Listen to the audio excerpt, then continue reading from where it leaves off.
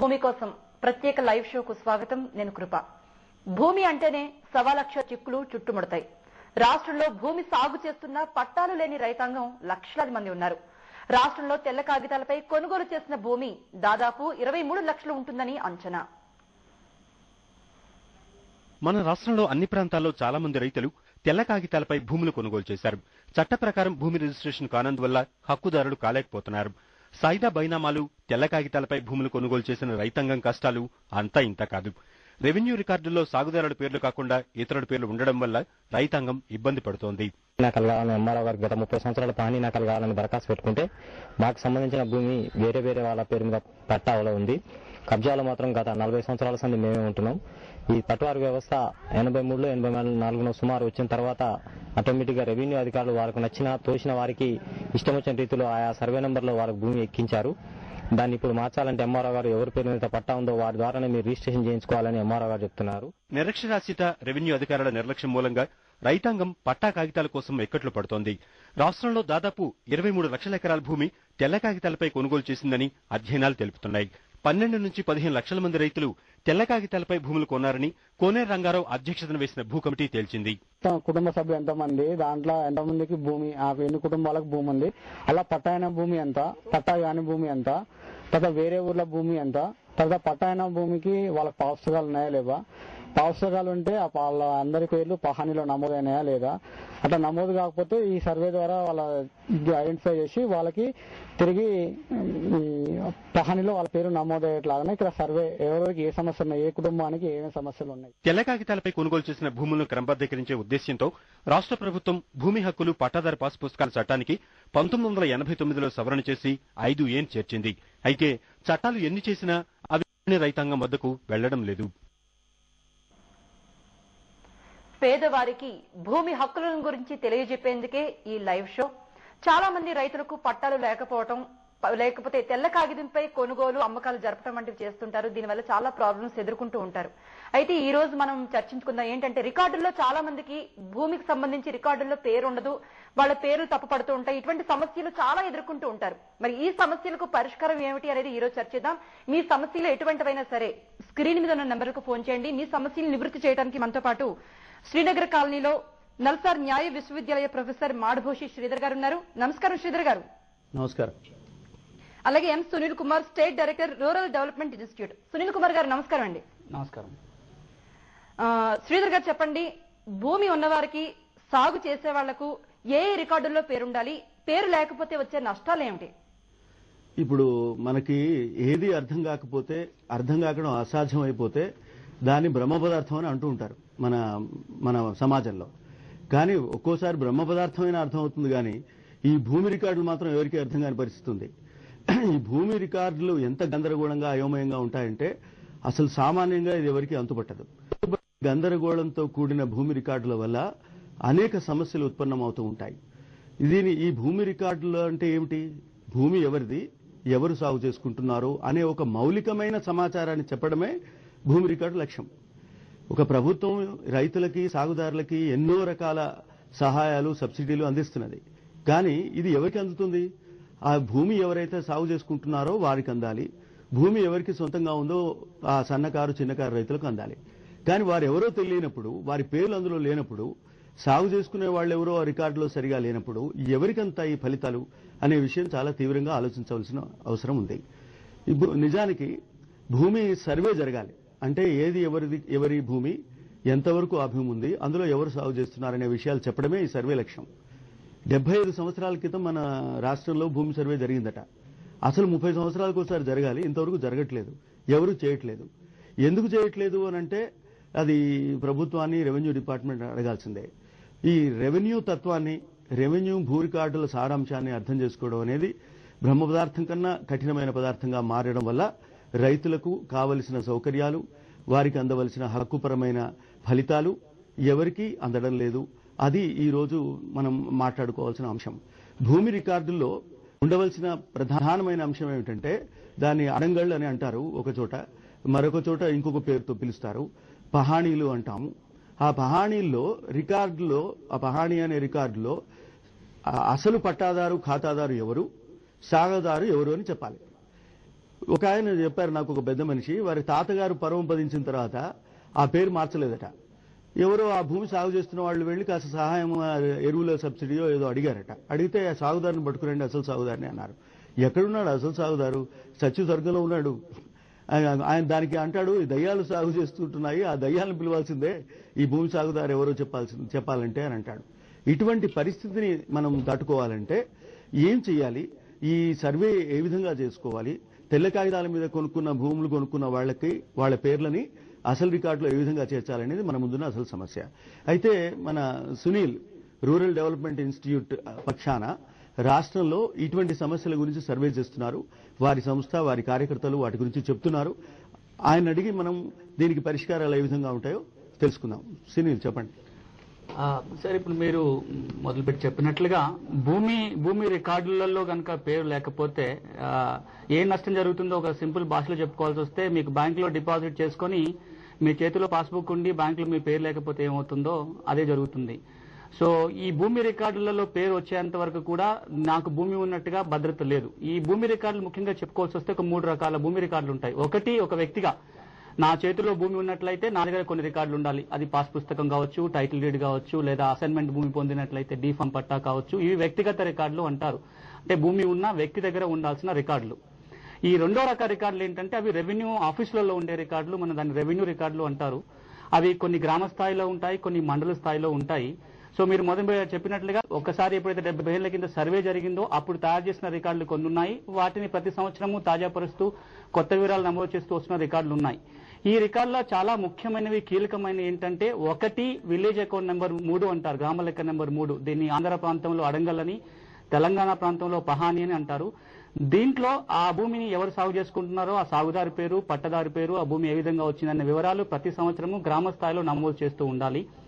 అలాగే ఈ 70 ఏళ్ల కింద ఎప్పుడైతే సర్వే జరిగిందో అప్పుడు తయారు చేసిన ఒక ముఖ్యమైన రికార్డు ఉంది. దాన్ని మనం తెలంగాణలో సేత్వార్ అంటాము, ఆంధ్ర ప్రాంతంలో ఆర్ఎస్ఆర్ అంటారు. ఈ 2 రికార్డులు చాలా కీలకమైన. వీటితో పాటుగా 20-30 రికార్డులు ఉండేటివి. ప్రస్తుతం ఆ 2 ప్రాంతాల్లో కలిపి ఒక 11 రికార్డులు మెయింటైన్ చేయడం జరుగుతుంది. ఇక్కడ ముఖ్యమైన అంశం ఏంటంటే, ఒక వ్యక్తికి భూమి ఉన్నట్లయితే అది ప్రభుత్వం నుంచి వచ్చిన భూమి కావచ్చు, పట్టా భూమి కావచ్చు, లేకపోతే గిఫ్ట్ గా వచ్చిన భూమి కావచ్చు, లేదా వారసత్వంగా వచ్చిన భూమి కావచ్చు.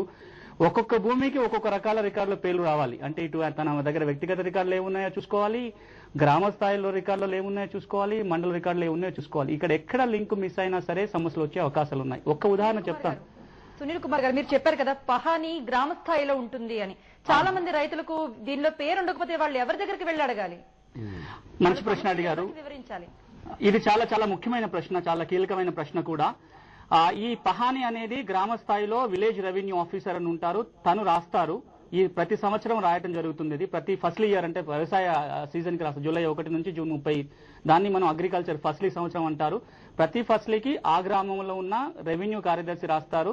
ఆ పాత సంవత్సరాలు అన్ని కూడా మండలాధికారి చేతిలో ఉంటాయి. సో ఈ సంవత్సరం కనుక నేను భూమి సాగు చేసుకుంటున్నట్లయితే నా పేరు పహాని లేదా అడంగల్లో కాలం నెంబర్ 13లో నా పేరు రావాలి, అది సాగుదారు కాలం. ఇంకోటి కాలం నెంబర్ 12లో నేను పట్టదారు అయినట్లయితే నా పేరు రావాలి. అక్కడ రాకపోయినట్లయితే నేను వెళ్ళి విఆర్ఓని అడగాలి.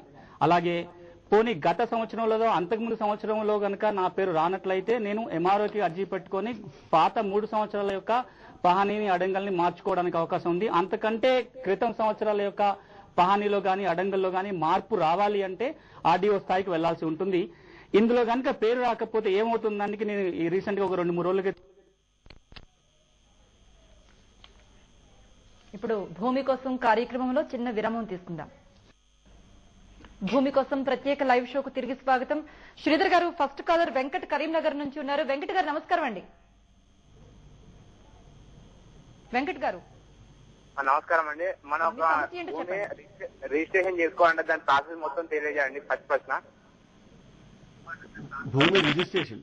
మీరు భూమి కొనుక్కుంటే మీకు ఎవరైతే అమ్మారో వారు మీ రిజిస్ట్రేషన్ ఆఫీస్కి వచ్చి మీ పేరు మీద వాళ్ళు ఆ భూమిని అమ్ముతున్నట్టుగా ఒక డాక్యుమెంట్ రాయాలి. ఆ డాక్యుమెంట్ ని రిజిస్ట్రార్ ఆఫీసు పరిశీలించి అన్ని సరిగ్గా ఉన్నాయని అనుకుంటే, మీ స్టాంప్ ఫీజు కట్టారని అనుకుంటే దానికి ఒక రిజిస్టర్డ్ డాక్యుమెంట్ చివరికి ఇస్తారు. అది మీ టైటిల్ డీడ్ గా మీకు పనికి వస్తుంది. అది రిజిస్ట్రేషన్ ప్రాసెస్. ఇక వ్యవసాయ భూమికి ఏ విధంగా చేయాలి అని అంటే దాంట్లో మీరు మన సునీల్ చెప్తారు మీకు. ఇప్పుడు భూమి రిజిస్ట్రేషన్ చేయించుకోవాలంటే 2 ముఖ్యంగా గుర్తుపెట్టుకోవాలి. మీ కాగితం అనేది మీరు రాసుకుంటారు, సేల్ డీడ్ రాసుకుంటారు. దాంతో పాటుగా అమ్మేవారి యొక్క పాస్ పుస్తకం టైటిల్ డీడ్ ఉండాలి, ఎందుకంటే అమ్మేవారికి హక్కు ఉందా లేదా చూడాలి. సో ఈ అమ్మేవారి పాస్ పుస్తకం టైటిల్ డీడ్ ఆ ఇద్దరి మధ్యలో రాసుకున్న అగ్రిమెంట్ కాగితాన్ని కనుక రిజిస్ట్రార్ దగ్గరికి తీసుకెళ్లినట్లయితే ఆ కాగితాన్ని రిజిస్టర్ చేస్తారు. ఆ భూమి మీద హక్కుని కాదు రిజిస్టర్ చేసేది. అంటే ఆ కాగితాన్ని రిజిస్టర్ చేసినంత మాత్రాన ఆ భూమి మీకు అంటానికి పూర్తి ఆధారాలు కాదు అది. దాని తర్వాత జరగాల్సిన స్టెప్ ఏంటంటే ఒకసారి రిజిస్ట్రేషన్ చేయించుకున్న తర్వాత మళ్ళీ ఆ రిజిస్టర్డ్ కాగితాన్ని, ఆ పాస్ పుస్తకాన్ని, టైటిల్ డీడ్ ని ఎంఆర్ఓ ఆఫీస్ కి తీసుకెళ్లినట్లయితే ఆ అమ్మిన వాళ్ళ పాస్ పుస్తకం టైటిల్ నుంచి ఆ భాగాన్ని తొలగించి ఎవరైతే కొనుక్కున్నారో వాళ్ళ పాస్ పుస్తకంలో టైటిల్ డీడ్ లో అది ఎంటర్ చేయడం జరుగుతుంది. ఇవంతా జరిగితేనే ఆ భూమి పూర్తిగా బదలాయింపు జరిగినట్లుగా సాక్ష్యం. లేకుండా ఊరికే మేము కాగితాలు రాసుకున్నామంటే కుదరదు. రెండు, మీరు ఈ భూమి కొనుక్కున్నప్పుడు ముఖ్యంగా గమనించాల్సింది ఆ అమ్మేవాడికి భూమి ఎలా వచ్చింది, దాన్ని లింక్ డాక్యుమెంట్స్ అంటారు. సో అతని పూర్వం ఎక్కడి నుంచి వచ్చింది ఆ లింకులన్నీ ఉంటే తప్ప ఎంఆర్ఓ కానీ లేదా తహసీల్దార్ కానీ ఆ భూమి మీ పేరు మీద చేయడానికి అవకాశం లేదు. రైట్, సునీల్ కుమార్ గారు మరో కాలర్ అంజిరెడ్డి కరీంనగర్ నుంచి. అంజిరెడ్డి గారు నమస్కారం అండి. నమస్కారం మేడం. మీ సమస్య ఏంటో చెప్పండి. అస్సాన్ మాది కరీంనగర్ లో భూమి ఉన్నాయి సార్. అయితే మాకు మొత్తం ఒక 2 సర్వే నెంబర్ లోపల 9 ఎకరాల 14 గుంటల భూమి ఉన్నాయి సార్. అయితే మాకు పాస్బుక్ పైననేమో 8 ఎకరాల భూమి ఇట్లా ఉన్నట్టుగా ఉంది సార్. ఇంకా పహాని పైననేమో మొత్తం 9 ఎకరాల 14 గుంటలు ఉన్నట్టుగా చెప్పారు సార్ అక్కడ కరీంనగర్ ఏడీ గారు. అయితే ఇంతకుముందు 2 సార్లు సార్ గారికి పోతే వచ్చి కొంచెం అయితే ఏపీ వాళ్ళు అక్కడ హైదరాబాద్ వెళ్ళారంటే హైదరాబాద్ వెళ్తే అక్కడ ఊరి పొలం మొత్తం సిరి చేసి వాళ్ళు సిరి చేస్తారండి ఇక్కడ కాదని చెప్పేసి అన్నారు. అయితే ఇక్కడ ఊరు వాళ్ళు ఇక్కడ ఏంటంటే అసలు ఇలా భూమి ఏం లేదన్నట్టుగా అంత ఇక అసలు అక్కడ భూమి ఏం కనిపించట్లేదని చెప్పేసి అన్నట్టుగా అంత పుకారు అయిపోయింది సార్. అయితే మాకేమో అంటే ఇక్కడ వెనుక సార్ ఇట్లా అంటే సపోర్ట్ చేసే వాళ్ళు దీని నుంచి 3 వాళ్ళు సపోర్ట్ చేసే వాళ్ళు ఇవ్వలేదు సార్. అయితే ఒక 2 సార్లు ఇది కూడా కరీంనగర్ ఆఫీస్ కూడా చాలా సార్లు వెళ్తే ఒక దాదాపు ఒక 1 year వరకు దాదాపు తిరగంగా వాళ్ళు ఒకసారి వచ్చి చూసి హైదరాబాద్ లేదని చెప్పేసి అన్నారు సార్. అయితే ఒక పాస్బుక్ మీద తక్కువ ఉన్నాయి సార్, దాన్ని శతవారం ఇంకేదో అన్నారు సార్, దానిపైన ఉంది మీకు కంపల్సరీ వస్తాయని చెప్పేసి ఏడి గారు అన్నారు సార్. అది చెప్తారు, నేను చెప్తాను, మీకు ఇంకేమన్నా అనుమానం మళ్ళీ అడగండి. ఇది మీ ఒక్కరి సమస్య కాదు, చాలా గ్రామాలలో మనం ఇలాంటి కేసులు చూస్తూ ఉంటాము. మీ సమస్యకు వచ్చినట్లయితే మీరు అంటున్నది ఏంటంటే మీ పాస్ పుస్తకంలో ఒక ఎక్స్టెంట్ రాస్తుంది మీకున్న భూమి, తర్వాత మిగతా భూమి రికార్డులో ఒక ఎక్స్టెంట్ ఉంది. వాస్తవంగా భూమి మీద ఎంత ఉందో మనకు తెలియదు, ఎందుకంటే సర్వే చేస్తే గానీ మనకు వాస్తవంగా ఎంత ఉందో తెలియదు. చట్టం ఏం చెప్తుందంటే పహానిలో ఎంత రాసున్నా, మీ పాస్ పుస్తకంలో ఎంతున్నా, లేదా 1B కానీ ఇంకా రికార్డులో ఎంతున్నా భూమి వాస్తవంగా ఎంతున్నట్లయితే అదే చివరికి తేలుతుంది. సో ఇది తెలియాలంటే మీరు మీ మండలం తహసీల్దార్ ఆఫీసులో 200 రూపాయలు చలాన కట్టి మా భూమి కొలవండి అన్న మీరు అర్జీ పెట్టుకున్నట్లయితే వాళ్ళు వచ్చి కొలుస్తారు. ఒకవేళ ఆ స్థాయిలో కనుక కొలిసినప్పుడు మీకు అభ్యంతరాలు ఉన్నా, ఇంకెవరికైనా అభ్యంతరాలు ఉన్నా మళ్ళీ ఆ సబ్ డివిజన్ స్థాయికి, అలాగే జిల్లా స్థాయికి, రాష్ట్ర స్థాయికి కూడా రావడం జరుగుతుంది. ఆ భూమి కొలతలలో ఏమైనా ఇబ్బందులు ఉన్నట్లయితే. మీరు చెప్పిన దాంట్లో ఒకటి నాకు అర్థం కాలేదు, మీరు మండల స్థాయిలో అలా వచ్చి కొలిసారా? కొలిస్తే భూమి మీద వాస్తవంగా ఎలాంటి సమస్యలు వచ్చాయి అది కనుక చెప్తే మేము ఇంకా వివరంగా చెప్పొచ్చు. కానీ మీరు చెప్పిన ప్రకారం ఏంటన్నట్లయితే భూమి మీద వాస్తవంగా కొలిసినప్పుడు 8 ఎకరాలు కనుక ఉంటే మీ రికార్డులలో ఆ విధంగా మార్పు జరగాలి. లేదా వాస్తవంగా 9 ఎకరాలు 10 ఎకరాలు ఉందనుకోండి వాస్తవంగా మీ పేరు మీద, తదనుగుణంగా రికార్డులో మార్పులు వస్తాయి తప్ప రికార్డులో ఎంత ఉంటే అంత భూమి మీద చూపించడం అనేది కుదరదు. రైట్, సునీల్ కుమార్ గారు, ప్రస్తుతం రికార్డుల్లో తప్పులుంటే చాలా రైతులు ఈ సమస్యలు ఎదుర్కొంటుంటారు. అంటే పేరు తప్పు ఉండటం, లేకపోతే వాళ్ళు కొనుగోలు చేసినటువంటి లేదా అమ్మకం జరిపినటువంటి ఆ భూమి విస్తీర్ణం సరిగ్గా లేకపోవడం అంటూ జరుగుతూ ఉంటది. మరి ఇటువంటి తప్పులు ఉన్నప్పుడు ఆ రైతులు ఏమి చేయాలి? సో ఇప్పుడు మనకు ఈ చాలా రికార్డులో తప్పులు ఉంటే ఒక్కొక్క రికార్డుకి ఒక్కొక్క చోటుకి వెళ్లే అవకాశం ఉంది. ఉదాహరణకి ఇప్పుడు పహానీలో తప్పు జరిగింది అనుకోండి, ఈ సంవత్సరం పహానీలో తప్పు జరిగితే వీఆర్ఓ దగ్గరికి వెళ్ళాలి, గత సంవత్సరం అయితే తహసీల్దార్ దగ్గరికి ఇంకో చోటుకి వెళ్ళాలి. లేదా పాస్ పుస్తకంలో మనకు వచ్చిన టైటిల్లో తప్పు ఉంది అనుకున్నట్లయితే ఆర్డీఓ ఆఫీస్ దగ్గర వెళ్లాల్సి ఉంటుంది. లేదా నాకు పాస్ పుస్తకం టైటిల్ ఉంది కానీ ఎంఆర్ఓ ఆఫీస్ లో ఉన్న 1B రిజిస్టర్ లో పేరు లేకపోతే నేను ముందు తహసీల్ ఆఫీస్కి వెళ్ళాలి. అలా అంటే ఒక్కొక్క రికార్డుకు సంబంధించి కొంతమంది అధికారులు ఉన్నాయి, దాంట్లో మార్పులు కావాలంటే వాళ్ళ దగ్గరికి వెళ్ళాలి. సో మరి ముఖ్యంగా చెప్పొస్తే ఏ రికార్డుకైనా ముందట గ్రామంలో వీఆర్ఓ దగ్గరికి, తర్వాత మండలంలో తహసీల్దార్ దగ్గరికి, తర్వాత సబ్ డివిజన్ లో ఆర్డీఓ దగ్గరికి వెళ్లాల్సి ఉంటుంది. దీనికి మనకు కామన్ గా భూమి రికార్డుల తప్పులు కనపడి 2 రకాలే కనపడుతుంటాయి. ఒకటి అడంగ లేదా పహానీలో భూమి సాగు చేసుకుంటున్నా సరే సాగుదారుగా పేరు రాకపోవటం మనకు ఒక తప్పిదాలుగా కనపడుతుంటాయి. ఎక్కువగా అలా జరుగుతున్నాయి. ఎందుకంటే గ్రామాలలో ప్రతి సంవత్సరం ఆ పహానీని గ్రామాల్లో ప్రతి ఫీల్డ్ తిరిగి రాయాలి, అది జరగటం లేదు కాబట్టి ఇలాంటి పొరపాట్లు వస్తుంటాయి. రెండో రకమైన పొరపాటు ఏంటంటే పాస్ పుస్తకాలు టైటిల్ ఇచ్చి కూడా 1B రిజిస్టర్ అని ఒకటి ఉంటుంది, అందులో ఎంటర్ కాకుండా వచ్చేస్తున్నాయి. కాబట్టి రైతులు సమస్యలు ఎదుర్కొంటున్నారు. దానికి రెక్టిఫికేషన్ అంటే తహసీల్ ఆఫీస్ లో వెళ్ళి మనం చేయించుకోవాల్సి వస్తుంది. సునీల్ ఇక్కడ శ్రీధర్ గారు మరో కాలర్ ఉన్నారు, వెంకటేశ్వర్లు ఖమ్మం నుంచి. వెంకటేశ్వర్లు గారు నమస్కారం అండి. నమస్తే అండి. మీ సమస్య ఏంటో అడగండి. సార్ చెప్పండి. అదే మాకు 1955లో 38 పట్టాలు ఇచ్చారండి. అప్పటి నుండి 1981 వరకు మేము రెవెన్యూ రికార్డులో పట్టాకానాలో వచ్చినామండి. 1981 తర్వాత కొత్త సర్వే నెంబర్ ఇచ్చినారండి. అప్పుడు మమ్మల్ని పట్టాకానాలో నుంచి తొలగించి కాస్తులో పెట్టారండి. ఆ సంగతులు మాకేం తెలియజేయకుండా కాస్తులో పెడితే 1985 నుంచి ఈ మండలం వచ్చిన తర్వాత సీలింగ్ లో LTR కేసులు పెట్టి మా మీద మమ్మల్ని బాగా ఏదిస్తున్నారండి. మా గవర్నమెంట్ కోర్టు వారు మా ఆధారాలు చేశారమ్మంటే మేము పానీలు చేసకపోతే మా దగ్గర ఉన్న పానీలకి వాళ్ళు ఇచ్చిన కొత్త నెంబర్ మీద సీలింగ్ కి ఎట్టి సంబంధం లేదండి. నెంబర్ కోరలేషన్ కావట్లేదు. కాబట్టి దానికి 1953 నుంచి 64 వరకు సర్వే జరిగిందని రికార్డులు ఉన్నాయి. అట్టి సర్వే ప్రకారం సక్రమంగా లేదని 55లో జరిగిన సర్వే బాగలేదని జిల్లా కలెక్టర్ గారు 1995లో RDO గారికి MRO గారికి ఆదేశాలు పంపారండి. కేసులు పెట్టొద్దని. పంపినా వాళ్ళు అది వినిపించుకోకుండా మా మీద కేసులు పెట్టి మా భూములన్నీ స్వాధీనం చేసుకుని వాళ్ళ రెవెన్యూ రికార్డులో రెడ్డింగ్ తో రాసుకొని మాకు పానీలు ఇవ్వలేదు, బ్యాంకీలు ఇవ్వకుండా మమ్మల్ని బాగా దాదాపు. వెంకటేశ్వర్లు గారు, మీరు ఖమ్మం జిల్లాలో ఏ మండలం నుంచి మాట్లాడుతున్నారు? ఖమ్మం జిల్లా దులూరుపాడు మండలం పాపకొల్లు రెవెన్యూ అండి. ఇది పెద్ద రెవెన్యూ 30,000 ఎకరాలు. దులూరుపాడు మండలం. ఇది షెడ్యూల్ ప్రాంతం. LTR దాంట్లోకి వచ్చేసి షెడ్యూల్ మండలం కదా, షెడ్యూల్ ఏరియా మండలం కదా ఇది. అంతే. వెంకటేశ్వర్లు గారు, ఇప్పుడు మీరు అడిగిన దానికి రెండు సమాధానాలు. అంటే మీరు ఆ సమస్య కొంచెం క్లిష్టతరంగా ఉన్నది. దాన్ని మనం ఒకటి ఏంటంటే, మీకు 38 సర్టిఫికేట్ వచ్చింది అంటే మీరు రక్షిత కౌలుదారులు. మన తెలంగాణ కౌలుదారి చట్ట ప్రకారం మీరు రక్షిత కౌలుదారులు. అంటే రక్షిత కౌలుదారు సర్టిఫికేట్ 38 సర్టిఫికేట్ అంటాము. అది వచ్చింది అంటే పట్టాతో సమానం. ఆ పట్టా భూముల కింద వచ్చినట్లయితుంది. 38 సర్టిఫికేట్ వచ్చిన తర్వాత పాస్ పుస్తకం టైటిల్ అవన్నీ వస్తాయి. కానీ మీరేమంటున్నారు, కొంతకాలం పాటు మీ పేరుని పట్టదారు కాలంలో రాశారు, తర్వాత ఒక 20 సంవత్సరాల తర్వాత మిమ్మల్ని పట్టదారు కాలంలోకి వెళ్ళి తొలగించేసి ఓన్లీ సాగుదారుగా రాశారు, ఇప్పుడు మీ మీద వేరు కేసులు పెడుతున్నారు అంటున్నారు. దాంట్లో మనం 2 వివరాలు చూడాలి. ఒకటి, అలా పట్టదారుగా ఎందుకు తొలగించారు అనేది వివరాలు మనం కనుక్కోవాలి. మీరు అర్జీ పెట్టుకొని ఎందుకు జరిగిందో కనుక్కోవాలి. రెండోది, ఆ LTR అక్కడ అప్లికబుల్ అవుతుంది కాబట్టి LTR అనే ఒక చట్టం ఆ ప్రాంతంలో ఉంది. అంటే గిరిజన భూములు గిరిజనేతలు కొనడానికి అమ్మడానికి వీల్లేదు అంటున్నారు. కాబట్టి మీ మీద ఏమైనా అలాంటి కేసు పెట్టారా? మీరు తెచ్చుకున్న భూమి ఆ చట్టానికి ఉల్లంఘన ఏమైనా జరిగిందా అనేది మనకు తెలిస్తే తప్ప మనం మీ చెప్పిన సమస్యకి పూర్తి సమాధానం చెప్పడం కష్టం అవుతుంది. రైట్. సునీల్ గారు, మరో కాలర్ రమేష్ ఖమ్మం నుంచి. రమేష్ గారు నమస్కారం అండి. నమస్తే మేడం. మీ సమస్య ఏంటో చెప్పండి.